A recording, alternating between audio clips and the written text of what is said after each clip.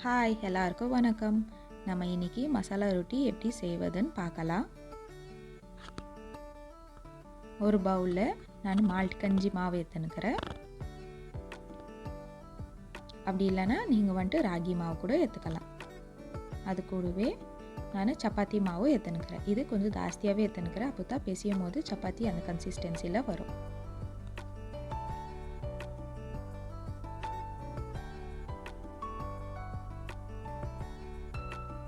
அதுக்கப்புறம் நான் கடலை மாவு எடுத்துனுக்கிறேன். பஜ்ஜிக்கு போடுறாங்க இல்லைங்களா, அது கொஞ்சம் கம்மியாகவே எடுத்துனுக்கிறேன். அது போட்டால் கொஞ்சம் டேஸ்ட் நல்லா இருக்கும்னுக்கோஸ்கரம். அப்புறம் நான் ரோஸ்ட் பண்ணி அரைச்சி வச்ச ஃப்ளாக்ஸ் சீட்.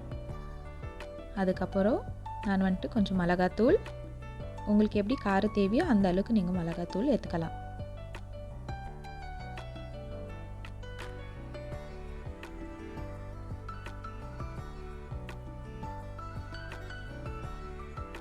இது கரம் மசாலா,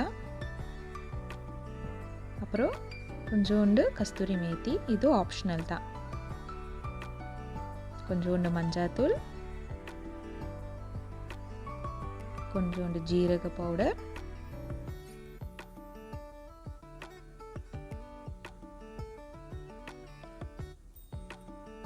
நீங்கள் சிக்கன் மசாலா இருந்தால் கூட போட்டுக்கலாம்.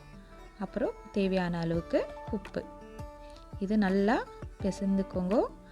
அங்கே இங்கே கட்டி கட்டியாக இல்லாமல் நல்லா பவுடர்டாக நல்லா பிசைந்து வச்சுக்கோங்க. அப்புறம் நான் ஒரு வெங்காயம், 3 பச்சை மிளகாய், ஒரு கை அளவுக்கு கொத்தமல்லி, அது எல்லாம் மிக்ஸி ஜாரில் போட்டு ஒன்றும் பாதியமாக கிரைண்ட் பண்ணி வச்சுக்கோங்க. ஏன்னா சாப்பிடும் போது அப்போ தான் வாயில் சிக்காமல் இருக்கிறதுக்கோஸ்கரம். அப்போ நீங்கள் பார்க்கலாம் எப்படி கிரைண்ட் பண்ணின்னுக்கிறேன்னு. இதை எடுத்து அதை மிக்ஸ் பண்ணி வச்ச அந்த மசாலா பவுடரில் ஆட் பண்ணிக்கோங்க. நீங்கள் கேரட் வேணால் கூட போட்டுக்கலாம்.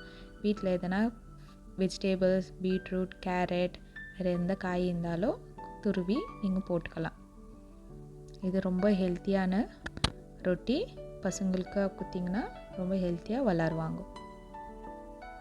நல்லா மிக்ஸ் பண்ணி வச்சுக்கோங்க. ஃபஸ்ட்டு தண்ணி போடாமல் ஃபஸ்ட் மிக்ஸ் பண்ணிக்கணும். ஏன்னா வெங்காயத்தில் இருக்கிற அந்த நீர் பதமே கரெக்டாக இருக்குதா இல்லைன்னு கொஞ்சம் தேவையான அளவுக்கு கொஞ்சம் தண்ணி அப்போது மிக்ஸ் பண்ணிக்கலாம். அந்த அட்ஜஸ்ட்மெண்ட் சேர்த்துக்கோஸ்கரம் ஃபஸ்ட்டு அதுலேயே மிக்ஸ் பண்ணிக்கணும். அப்போ நான் கொஞ்சம் இஞ்சி பூண்டு பேஸ்ட்டு கூட போட்டுக்கிறேன். இப்போ எனக்கு கொஞ்சம் தண்ணி தேவை ஜாஸ்திப்படுது. ஸோ அதில் சப்பாத்தி மாவு எப்படி பிசைறீங்களோ அந்த அளவுக்கு நீங்கள் நல்லா பிசைந்துக்கோங்க.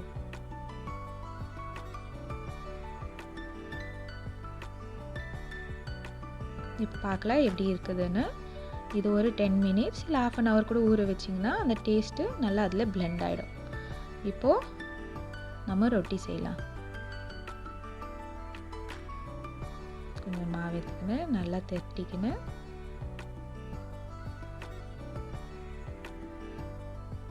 நல்லா தின்னாக இருந்தால் நல்லாயிருக்கும். நல்லா சீக்கிரம் வேகும். மோட்டாவாக இருந்துச்சுன்னா கொஞ்சம் டைம் எடுக்கும்.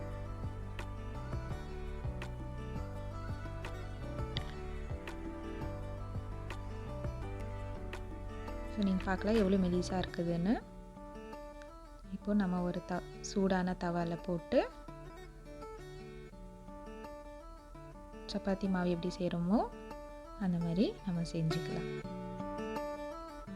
கொஞ்சோண்டு எண்ணெய் போடுறேன். நான் ஜாஸ்தியாக போடல, கொஞ்சோண்டு எண்ணெய் போட்டு, ஏன்னா அது கொஞ்சம் ரோஸ்ட்டு கிறிஸ்பினஸ் வரதுக்கோஸ்கரம் நான் எண்ணெய் போட்டுன்னுக்கிறேன்.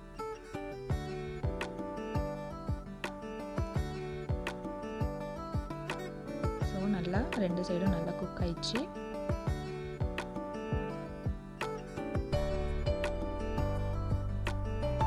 ஸோ நீங்கள் இது கூட தயிர் கூட வச்சு சாப்பிட்டுக்கலாம்.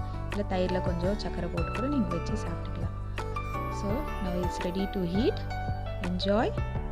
Thank you for watching. Bye.